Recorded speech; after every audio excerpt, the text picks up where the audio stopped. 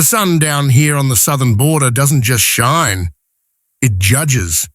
It hangs overhead like a bloodshot, unblinking eye, burning everything beneath it until nothing remains but white bone and the naked truth. There is no shade to hide your sins in this place, and Elias Thorne knew that better than anyone. Elias rode, his old ash-grey mare, moving slowly through the dunes and dry thorns. He wasn't in a hurry. Men who hurry in this land usually just race toward their death a little faster.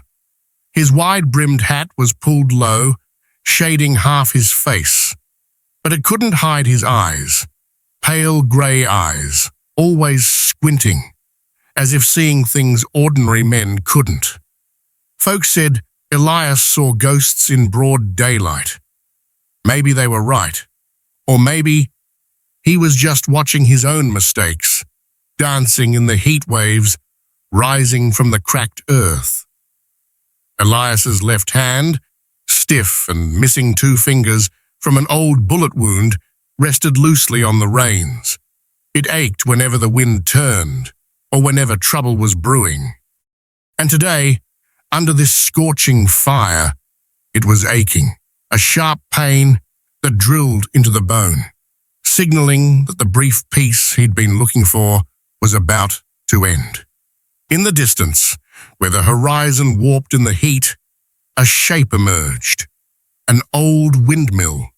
Its blades were broken, standing lonely in the middle of nowhere like the skeleton of a giant that died a century ago. The wind whistled through the rotting wood, a high-pitched shriek that sounded like the mourning of lost souls. But something wasn't right. Elias narrowed his eyes. 10 years as a bounty hunter had taught him the difference between a natural death and a man-made one. There was a strange shape hanging on the wooden fence at the base of the windmill. Not a sack, not trash. He nudged his horse's flanks. The animal snorted, reluctant to move forward. As the distance closed, the shape became clear. A human being, a woman. She hung there like a piece of curing leather left out in the sun. Her arms were stretched high, tied tight to the crossbeam with rough rope. Her feet dangled, hovering just a few inches off the ground, close enough to hope, but too far to find any support. Her head was slumped forward, hair matted and hiding her face like dead seaweed. Elias stopped his horse 10 paces out. He didn't dismount yet. He sat still in the saddle, his right hand unconsciously drifting to the holster at his hip, eyes scanning the perimeter. No tracks of other horses, no sound of a gun being cocked, only the wind, the buzzing of flies, and a ragged, gasping breath, so faint it sounded like a hallucination. She was alive, but that life was as thin as smoke. Elias dismounted. The crunch of his boots on the dry gravel sounded deafening in the silence. He walked forward, not with the rush of a hero, but with the caution of a man who had seen too many traps.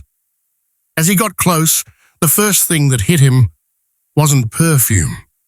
It was the smell of despair, the sour stench of sweat, dust, dried blood, and fear that had fermented in the heat. Elias circled behind the girl. He looked at the ropes. They weren't tied carelessly. The knots were neat, tight, and cruel. The kind of knots used to tie cattle for branding or castration. The man who did this didn't do it in a blind rage. He did it with the cold calculation of a professional executioner. The rope dug deep into her wrists. The skin was purple and swollen, as if the hemp was trying to swallow her bones. Elias drew the dagger from his hip. The steel blade flashed with a cold light.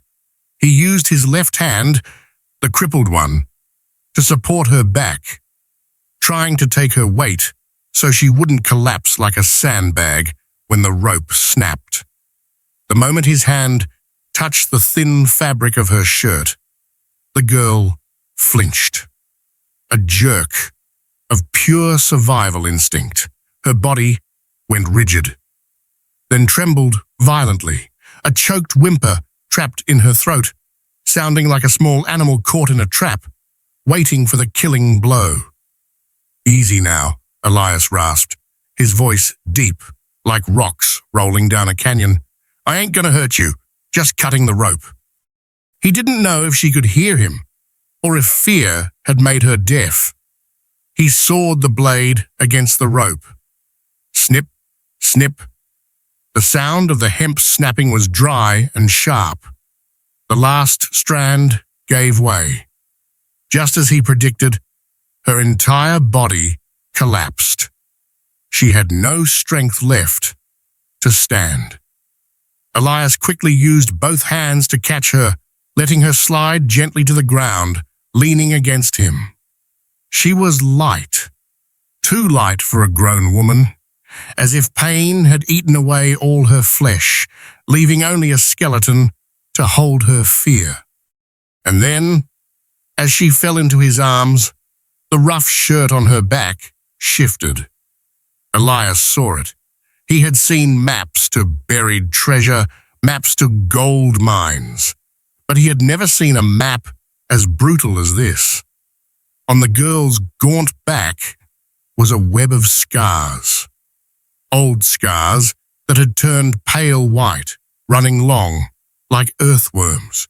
Newer scars, red and angry, and dark bruises, fresh and purple, as if they were made just last night. They layered over each other, telling a long story of repeated torture. This wasn't an accident. This was a habit. A ritual of violence performed with meticulous care.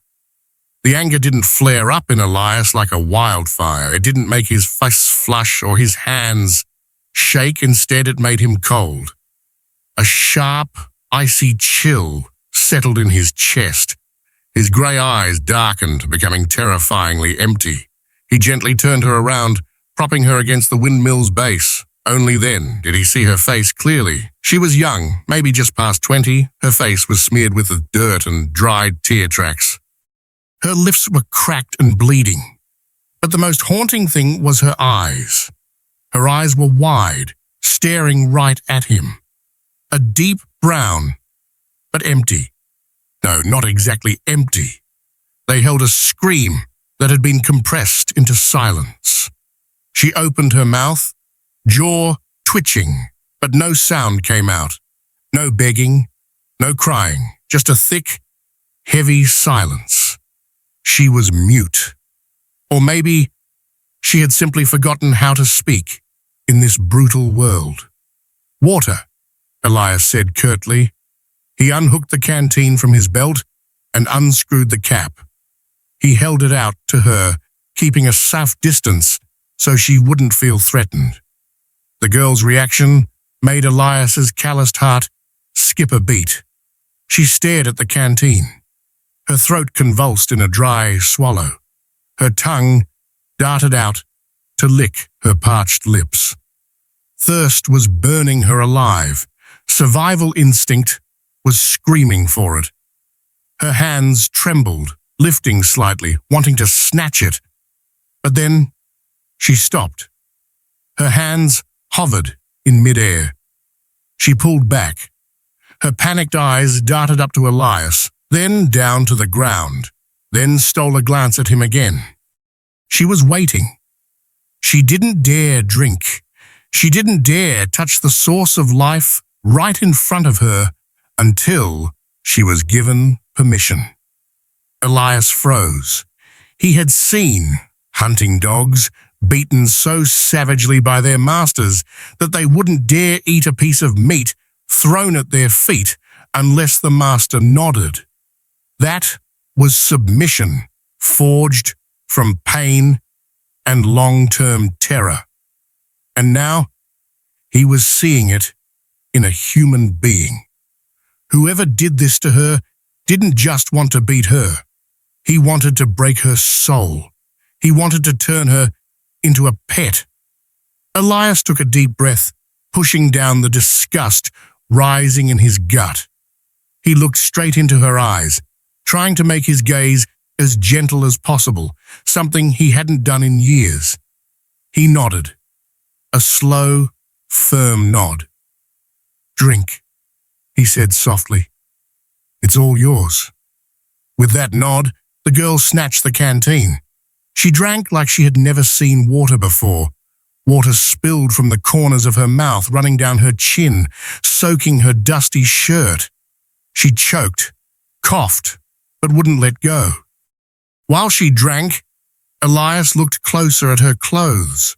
A cheap, rough fabric dress, the kind poor women on the border wore. But from the tattered cuff of her sleeve, something shiny slipped out of a fold as she moved. It hit the sandy ground with a tiny clink, almost swallowed by the wind. But Elias heard it.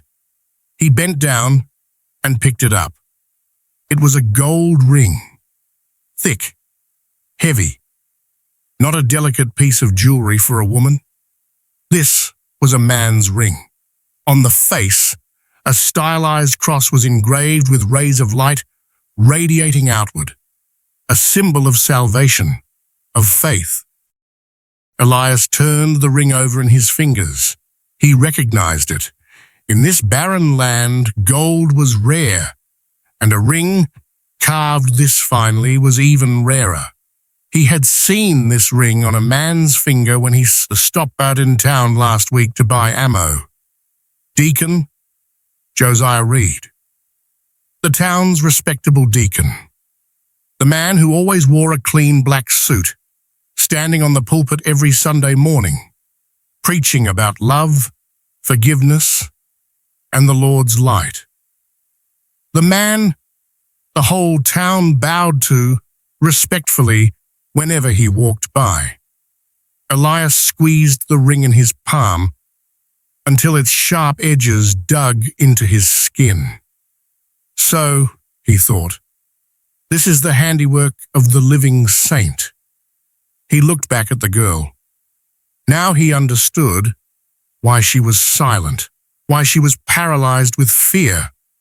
She wasn't the victim of some random drunk.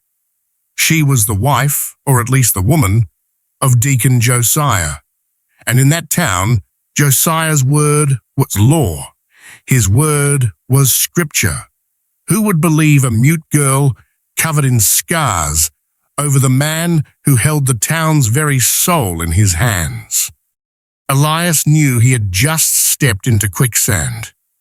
Saving this girl wasn't the end. It was the beginning of a war he wasn't sure he could win. The girl finished drinking.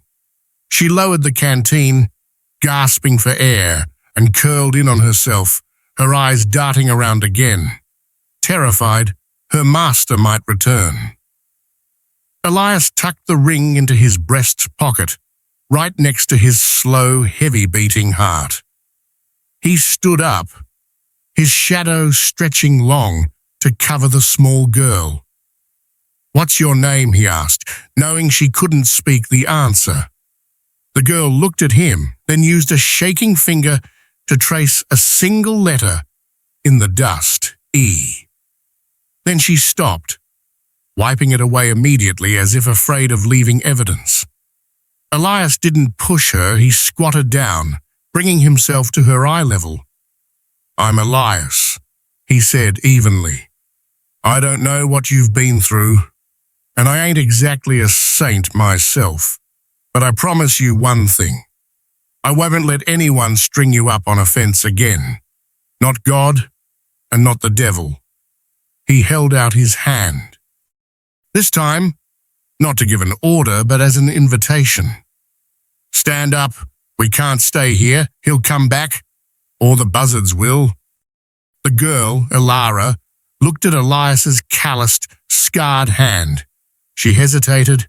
In her mind, every hand reached out came with a slap or a punch to follow, but in the eyes of this stranger there was a weariness that matched her own, a shared understanding between those who had been beaten down by life, but kept crawling back up. She placed her small, cold hand in his. Elias pulled her up. She swayed, and he had to use his good arm to steady her waist. Her scent now had less fear, replaced by the smell of fragile trust. He helped her toward the horse. Getting her into the saddle was a struggle. She was too weak. Elias had to lift her up, placing her in front of him. He could feel just how sharp her ribs were through the fabric. He climbed up behind her, holding the reins, but trying to keep a respectful distance so she wouldn't panic. "Where are we going?" her eyes seemed to ask. "To a doctor," Elias whispered into the air ahead. "But we're going in through the back door. This town has eyes, girl, and sometimes those eyes are blind to the truth, but see lies crystal clear." Elias spurred the horse. The animal turned, leaving the windmill behind, the silent witness to the crime. They headed toward the town, where rooftops shimmered under the setting sun. From a distance, the town looked peaceful, but Elias knew beneath that peace ran dark undercurrents. The wind began to blow harder, kicking up red dust. The dust clung to Elias's coat, to Alara's hair, blurring their tracks. But dust also carried news. In this land, rumors traveled faster than a plague, and Elias had a bad feeling that before his horse's hooves even touched the edge of town, the story of the drifter kidnapping the deacon's wife was already being written by tongueless mouths. He looked down at his crippled left hand, then felt the ring pressing against his chest. "The knot is untied," he told himself. But the noose has just been tightened. The sun began to set, staining the sky red like blood, signaling a long, sleepless night ahead. Elias Thorne, the man who wanted peace, had just officially declared war on an entire town. While Elias was helping Alara through the shabby back door of the doctor's clinic, where the smell of antiseptic and stale blood lingered in the shadows, another play was beginning on the other side of town. The stage wasn't a theater, but a saloon called the Golden Steer, a gathering place for thirsty souls and sleeping consciences.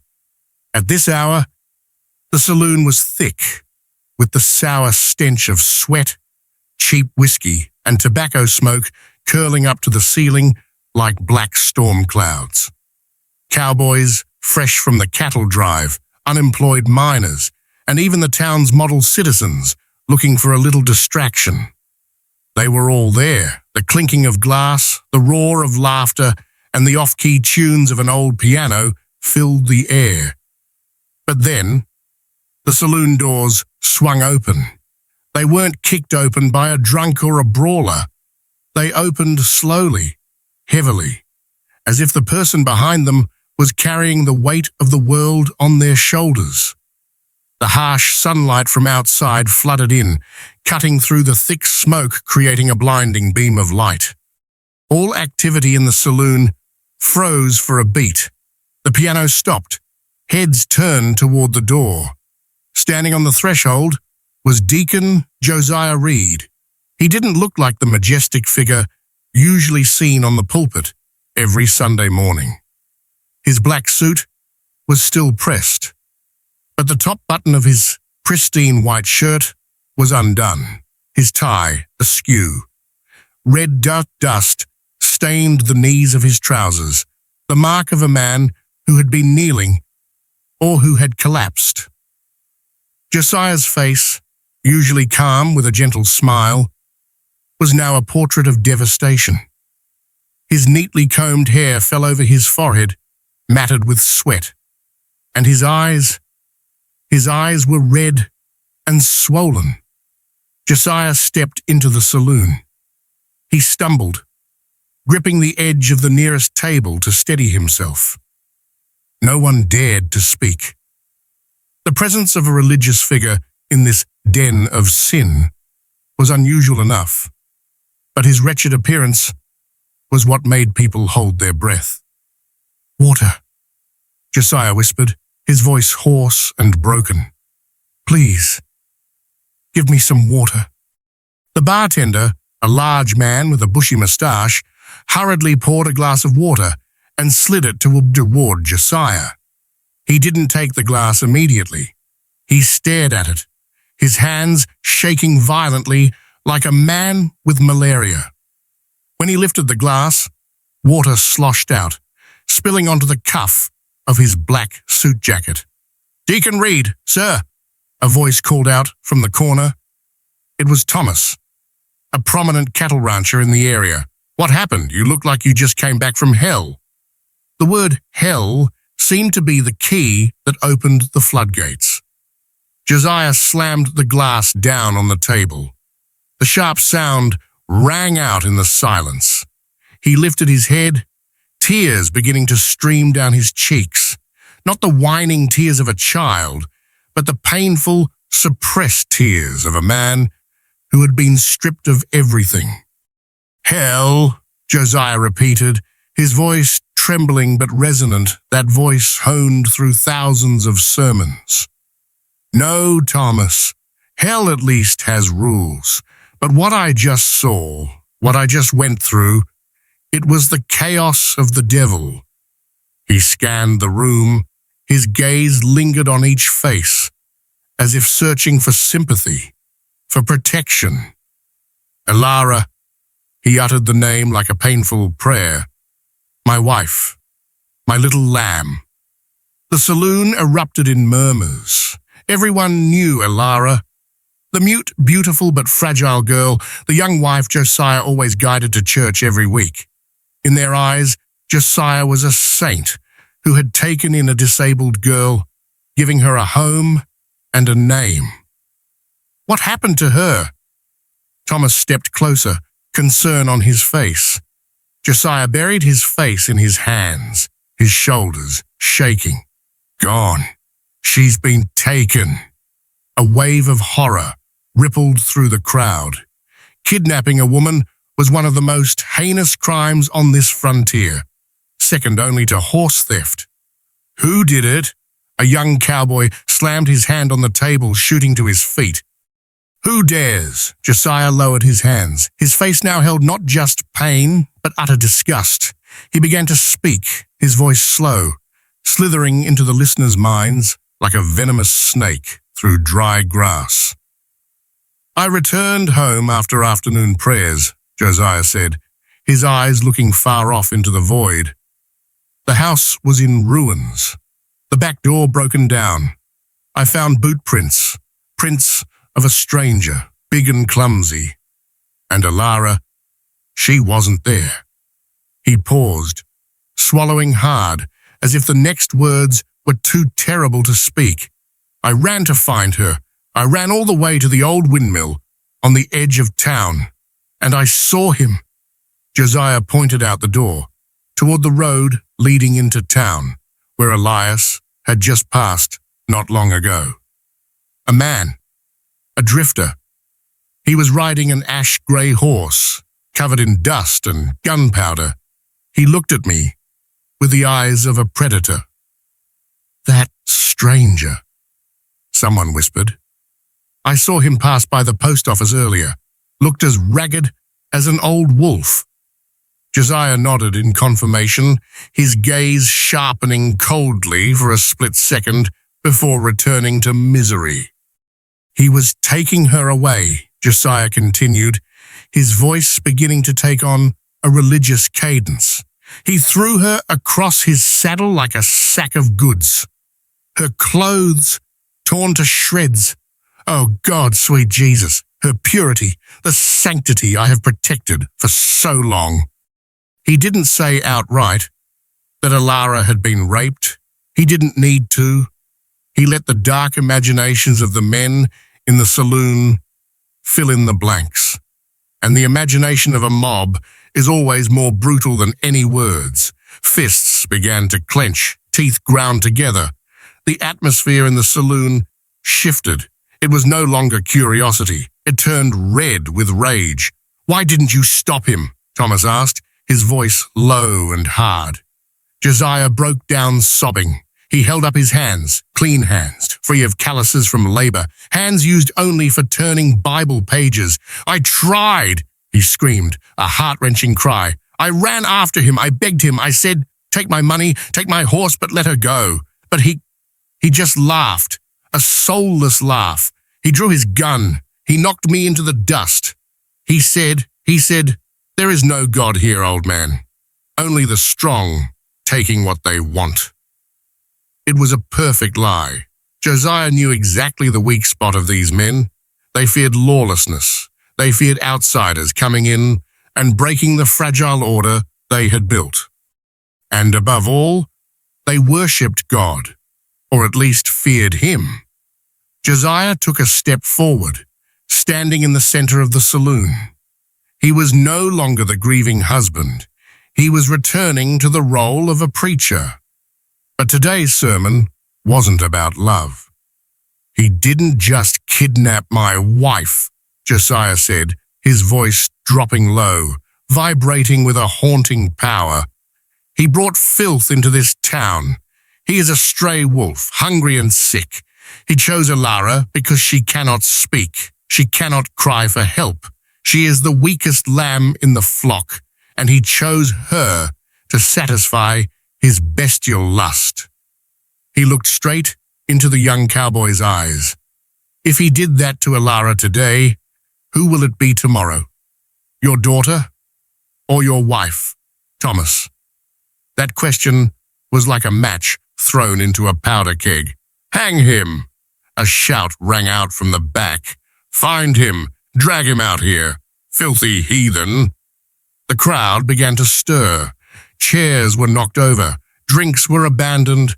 The drunkenness now mixed with the bloodlust of vigilante justice.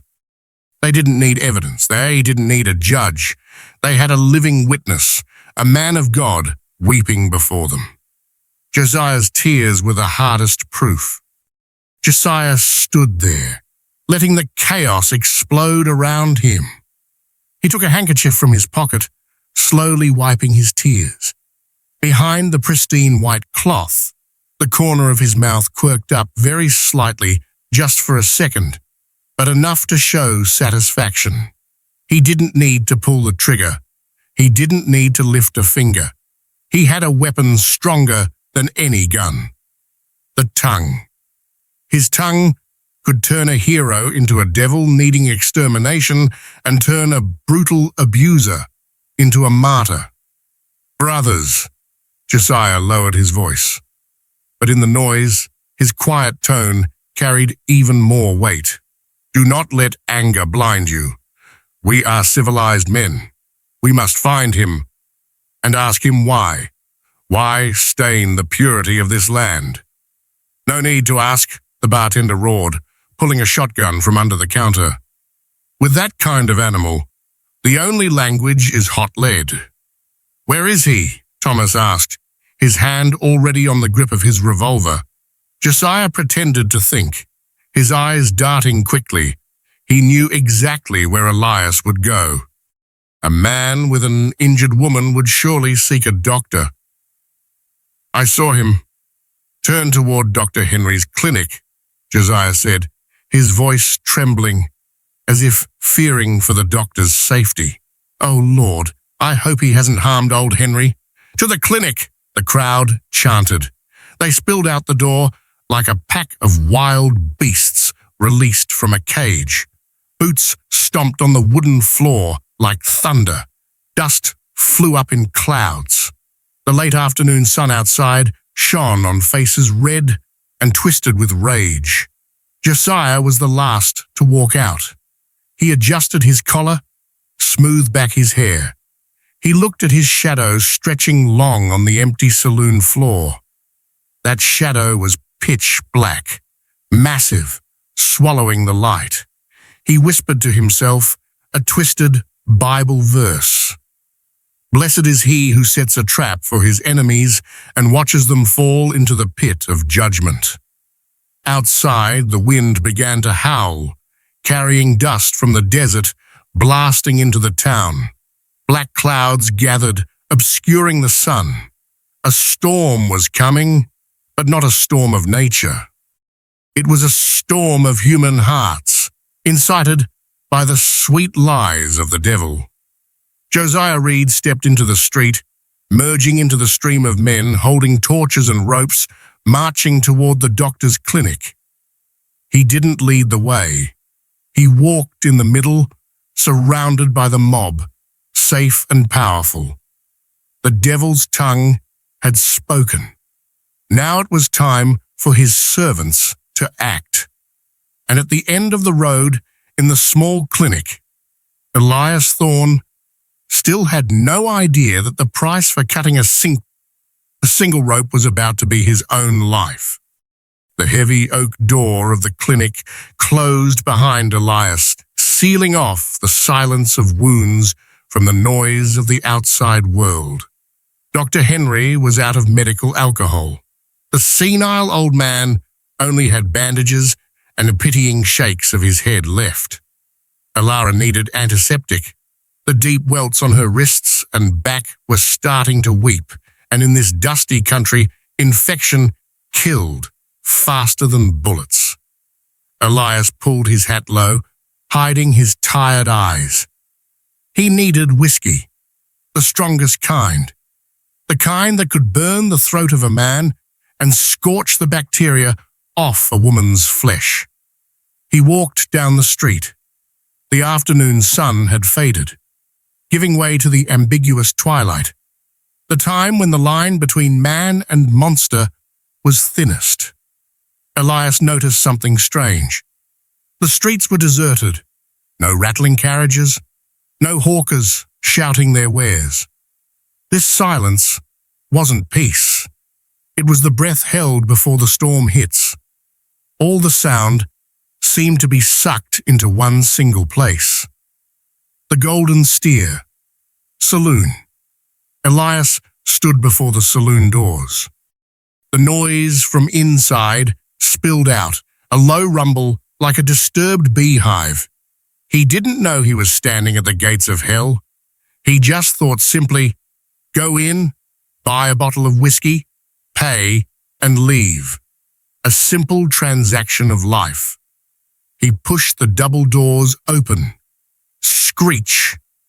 The sound of dry, unoiled hinges shrieked, cutting through every noise inside. Elias stepped in, and instantly, the world stopped.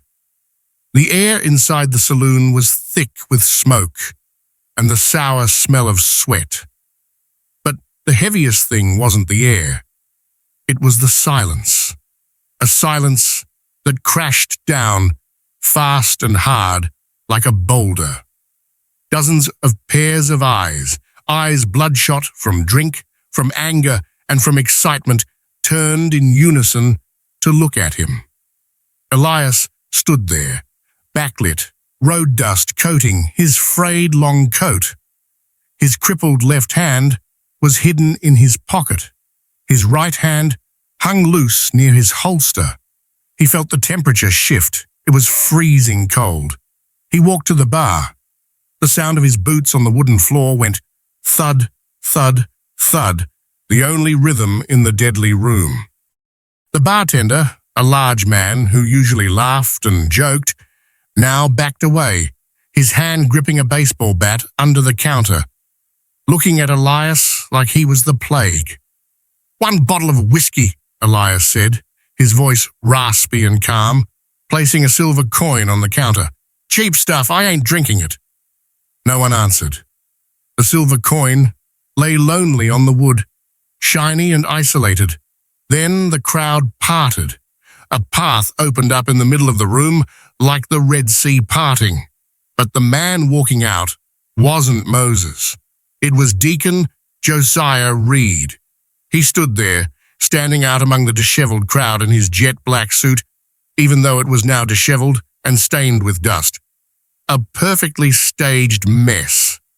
His face still bore tracks of tears, but his eyes burned with a fanatical fire when he saw Elias. Josiah didn't rush to attack. He didn't scream. He just stood there, arms hanging loose, the posture of a martyr facing his executioner. "You came," Josiah said. His voice was soft, but it echoed in the saloon's silence. "The wolf has walked into the den."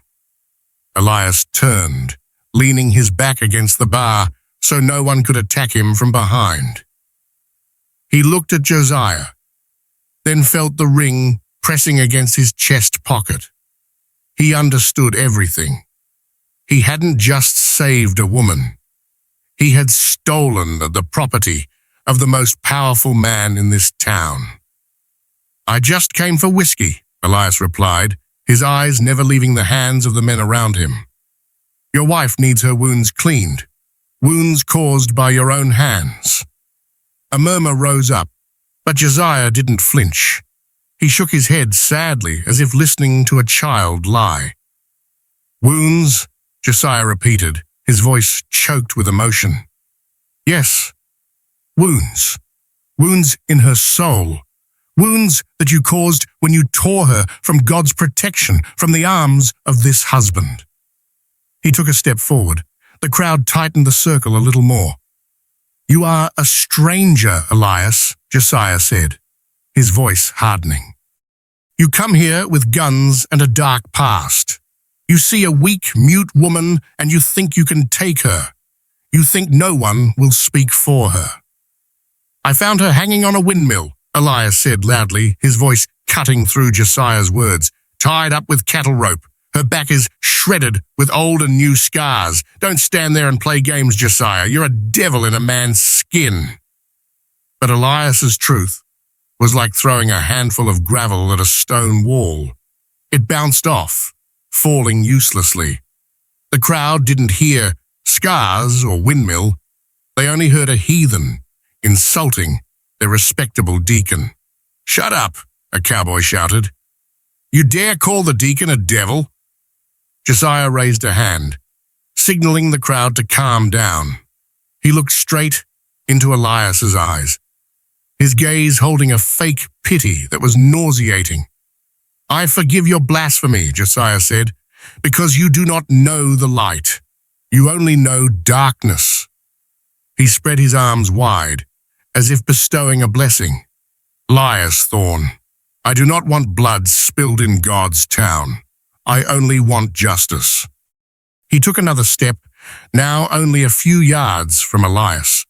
The smell of his cheap cologne, mixed with sweat, hit Elias's nose. "Return the lost lamb to me," Josiah whispered, his voice sweet like poisoned honey. "Bring Alara back to where she belongs. Confess your sins before everyone, and God will forgive your death. God will forgive your death." That sentence was a death sentence. Josiah didn't intend for Elias to leave here alive, whether he returned Alara or not. He wanted a scapegoat. He wanted a corpse to bury the truth forever. Elias smirked, a dry, tired smile. His right hand slowly moved away from his holster up and grabbed the whiskey bottle on the bar that the bartender had forgotten. "I don't believe in your God, Josiah," Elias said low, just enough for the two of them to hear. "And I'd rather go to hell than give her back to you." Smash! Elias shattered the bottom of the whiskey bottle against the edge of the bar. Liquor sprayed everywhere. The smell of alcohol rose sharp and pungent. He held the jagged glass neck, pointing it forward. "Whoever wants to die first, step up," Elias roared. That roar completely shattered the shell of fake peace. "Kill him," Josiah screamed, retreating behind the safety of the human wall. "Kill the devil!" The brawl exploded. A big man charged at Elias like a bull. Elias didn't block. He sidestepped, tripping the man. The big guy crashed into the bar, knocking over dozens of bottles. But Elias had no time to breathe. Two others rushed him. A punch grazed his cheek, stinging sharp. A kick landed on his hip. Elias wasn't fighting to win, he was fighting to survive. He knew he couldn't take down 30 bloodthirsty men. He just needed to stay alive. He slashed the glass bottleneck across the arm of a man trying to draw a knife. The man screamed in pain. Elias spun, driving his elbow hard into the face of another guy grabbing his back. His crippled left hand throbbed in waves, useless for gripping, but he used it like a hard shield, blocking punches aimed at his head. The room became chaos. Chairs splintered. Dust flew blindly. Shouts, curses, the sound of bone hitting wood. Elias was like a small boat in a violent storm, battered and beaten, but trying to keep the mast standing. A chair smashed hard into Elias's back, forcing him to his knees. A boot kicked straight into his stomach. He coughed up blood. "Hold him! Hold his arms!" someone shouted. They piled on top of him. The weight of hatred crushed him down onto the floor, covered in broken glass and liquor. Elias struggled in desperation. He saw Josiah's face fleetingly behind the crowd, standing with arms crossed, watching him with the satisfaction of a spectator at the Colosseum. A rope was thrown over the rafters. "Hang him right here! Give him a taste of the rope!" Elias felt the rough noose tighten around his neck. His breath was cut off. Blood rushed to his head. The world began to go dark. He was about to die like a stray dog in a shabby saloon, taking the truth to the grave. Boom! A gunshot rang out like thunder, shaking the very ceiling. Dust drifted down onto the blood-crazed mob. Everything froze. The rope loosened a fraction. Standing at the saloon doors with a Winchester still smoking pointed at the ceiling was Sheriff Big Jim. He was massive as a mountain, a long grey beard covering half his chest, and the sheriff's star on his vest reflecting the flickering oil lamplight.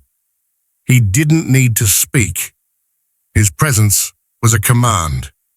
"Enough," Big Jim said.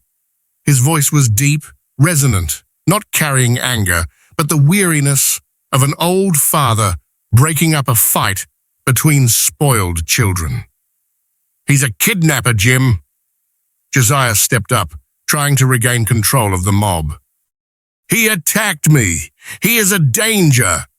Big Jim walked in, the crowd parting even wider than when Josiah had entered. He glanced at Elias lying gasping on the floor, rope burns on his neck, bloodied and battered. Then he looked at Josiah, clean, without a scratch.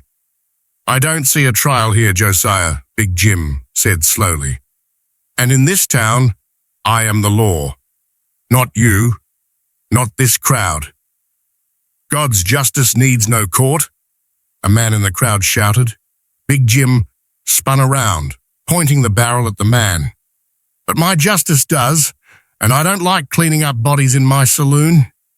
He walked over to Elias, grabbed his collar, and hauled him up roughly. "Stand up, you bastard," Jim growled, but his hand held Elias firm, creating a steady support. "You're under arrest." Elias coughed dryly, trying to suck in air. He looked into Big Jim's eyes. In those old eyes, he didn't see accusation. He saw a silent warning. "Follow me, if you want to live." "Arrest him?" Josiah protested, his voice oozing its fake calm. "He needs to be punished right now. You plan to lock him up? Give him a chance to escape?" "I'll lock him in a cell," Big Jim declared, his voice steel, "and I will investigate. If he is guilty, he will hang legally at dawn. But for now, anyone who dares touch my prisoner will eat lead." Big Jim handcuffed Elias. The sound of metal clinking was cold and sharp. "Move!" Jim pushed Elias toward the door. Elias walked unsteadily, blood dripping onto the floor with every step. The crowd watched him with hungry eyes, like hyenas, robbed of a fresh kill right before their mouths. As he passed Josiah, Elias stopped for a second. His breathing was heavy, the smell of blood pungent. "You haven't won yet, Josiah," Elias whispered through bloody teeth. "The truth has a way of crawling out of the grave." Josiah didn't answer. He just stared at Elias, his face emotionless as stone. But his hand was gripping the edge of his jacket so hard his knuckles turned white. Big Jim shoved Elias hard out the saloon doors into the cold night. The doors swung shut behind them, locking in the yellow light and the fury of the mob. "You owe me a life, you fool," Big Jim muttered as he led Elias toward the jailhouse. "You think you can walk into a lion's den and just buy a bottle of liquor?" Elias smirked, a smile twisted by pain. "I wasn't buying liquor for me, Jim," he said, his voice broken. "I was buying it for evidence." Big Jim was silent. He knew tonight would be long. The crowd in that saloon wouldn't sit still. The alcohol would make them bloodier. And Josiah wouldn't stop until the noose was tight. The jailhouse loomed ahead, a cold, solid block of stone. It was the only safe place right now. But it was also a trap. Elias knew he had just been saved from being torn apart. But he had also just been stripped of his freedom. And Alara, she was alone with the old doctor, while the devil was hunting outside her. The trial in the saloon had ended with a suspended sentence, but the real trial, the trial of conscience and blood, had only just begun.